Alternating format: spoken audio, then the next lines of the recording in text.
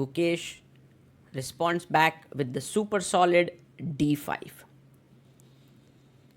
We have pawn to c4, the queen's gambit, and the queen's gambit is declined with e6.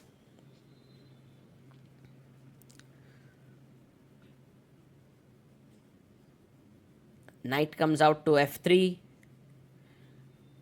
Battles between players who know each other have their own contours, sometimes very difficult for the world to understand because they might have played maybe hundreds of games in this opening, and then very suddenly you change one move and the other player is a bit confused. Like Gukesh goes knight d7 here, and Duda is a bit surprised, plays e3 after nearly 11 minutes of thought. This move does block the bishop on c1, and Gukesh goes a6.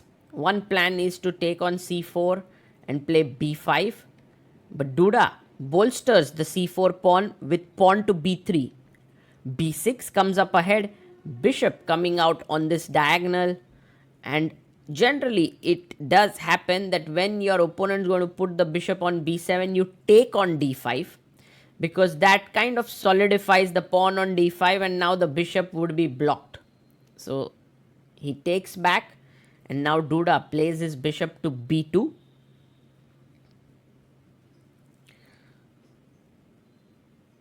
And Gukesh goes bishop to b7.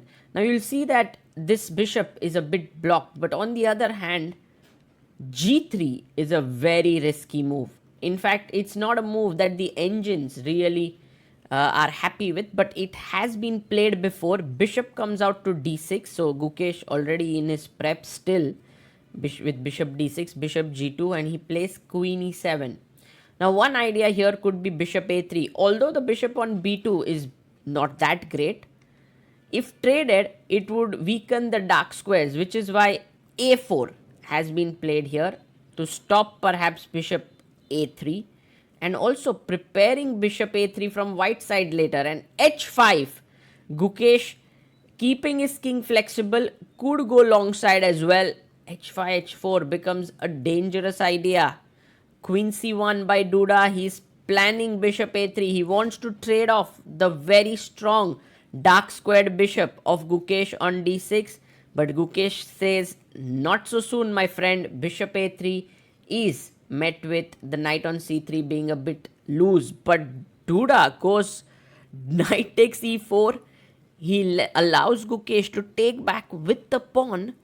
And now knight d2. But this position already substantially better for black. Gukesh can now push his pawn to h4. Yes, he does.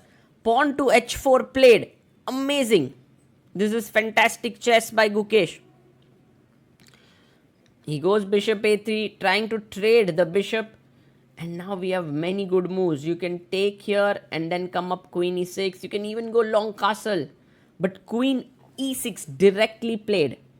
And Gukesh's idea is that once you take on d6, he wants to take back with the pawn. This opens up the c file and also takes into control the e5 square. So pretty good. Duda comes queen a3. And now look at this. d6 is under attack. Knight c4 becomes a real threat. And Gukesh ignores it. He goes knight f6. He could have done something about it, like rook h6, bolstering the d6 pawn, but knight f6. And Duda says, well, Gukesh, what's your plan? b6 hanging, d6 hanging? Are you giving me a free pawn? Gukesh says, yes, I'm giving you a free pawn. Go and take this pawn. It doesn't matter to me. He takes it. Knight takes b6 happens. And now Gukesh has to think, why did he give up the pawn? He goes a5. I love this move. One idea is bishop a6, and if the knight comes back, you can go knight d5, knight b4, blocking the position. d3 is a weak pawn. He takes, g takes h4, and I like this move because all the time the threat was like take, rook h1, bishop h1, queen h3. The bishop was getting trapped here. Now g h4, he doesn't have to worry about it. Oof, rook h4 wasn't a great move. Bishop a6, perhaps better, because now Duda can go bishop f1 with the idea of bishop b5 check. White is the one in the driver's seat. He goes rook c1. Actually, maybe now allowing Gukesh to go bishop a6. Can Gukesh find that move? The game is becoming super sharp and swinging from one side to another, and he plays it. And remember, you can block this bishop, but then we have knight d5, knight b4. So good move here by Duda. He goes b4. And now Gukesh can simply plonk his bishop on d3, or he can take and play bishop d3, but he goes queen g4. Oof. Now bishop f1 is, I think, the best move, and then you take on b4. It's very important here to take. Gukesh, don't play queen f3 to attack the rook. Because, oh, he plays it. A blunder. Because now b5 is super strong. Yes, Gukesh has seen that rook g1 is a mistake because of rook g4. And then the knight joins into the attack. But b5 is an incredibly strong move, and Duda finds it. What a move. Sacrificing his rook here so that ba6 and you can queen. He goes knight g4. He's threatening a mate. Queen f2, knight e3 coming in. So you need to save it. But queen a2 is a beautiful move, and Duda finds it. He not only defends f2 but also keeps a pressure on f7 with rook c7 coming in. Queen takes h1 taken by Gukesh. And now there's this beautiful move, rook c7. The game is actually almost over. Duda plays it. Gukesh's king is in big problems. Queen f3, and now there is a beautiful move, bishop g2. I don't know if he can find it. No, he doesn't find it. B takes a6 taken here. A huge mistake.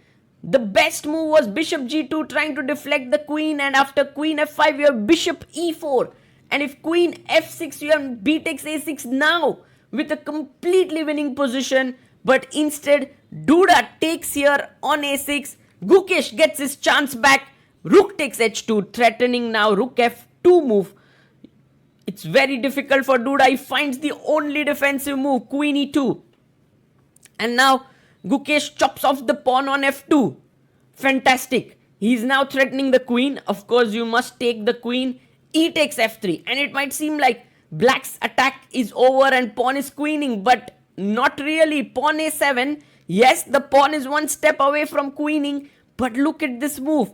Rook b2, fantastic chess, threatening f2, king d1, knight e3 check.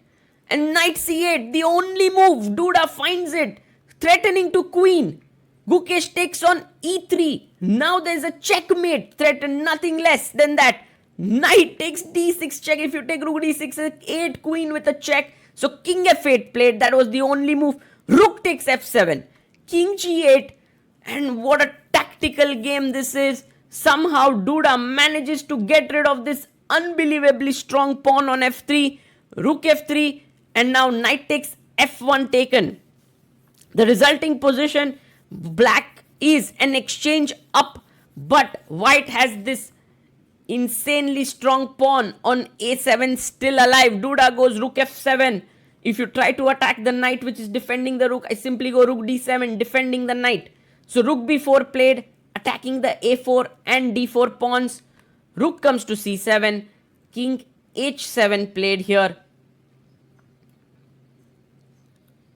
And now knight to c8.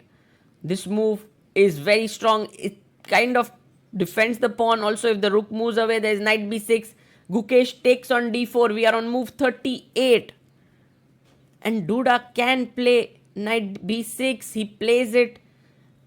And now rook f8. You can even take on a7. Could be a potential draw there. But rook f8 check. King e2. And now he goes for a check.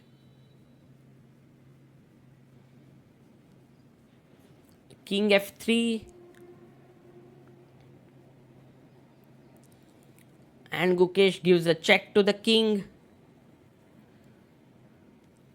40 moves are done. Both players get 30 extra minutes on the clock. King f2.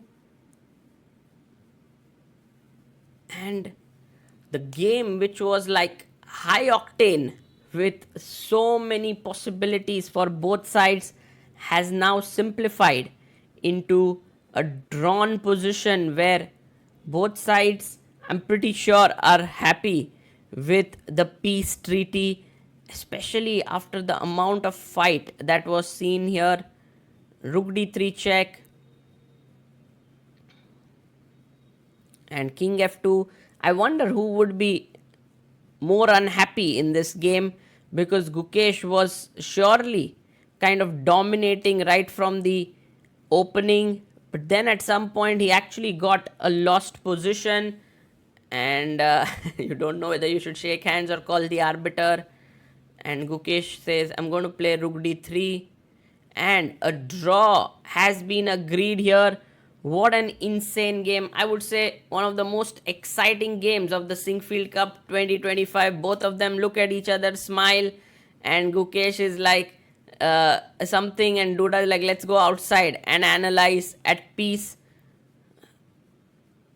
Yeah, that was just outstanding, and maybe we can have a look at this couple of key moments so that you can understand the intensity and the decision making of both the players. What a thin line they were walking when they found the only moves. Kudos to both Gukesh and Duda for this brilliant fight. The fireworks began when Gukesh played his knight to f6, because he allowed